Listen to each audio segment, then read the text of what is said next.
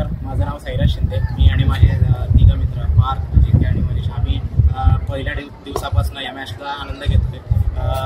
खरं तर सर्वप्रथम केदार जाधव आणि अंकित बावणेचं खूप खूप अभिनंदन.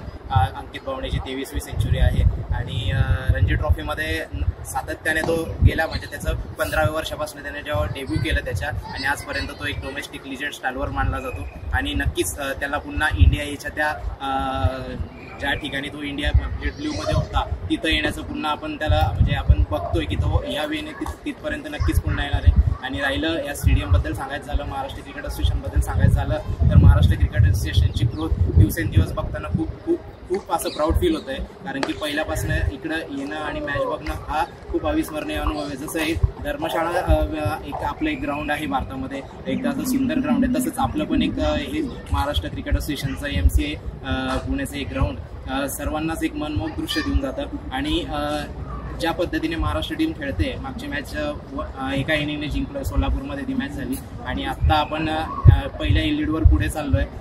तसंच आपण हे पूर्ण हा सीझन असंच गाजवणार आहे. सो महाराष्ट्र टीमला आणि महाराष्ट्र क्रिकेट असोसिएशनला भावी वाटचालीसाठी खूप खूप शुभेच्छा.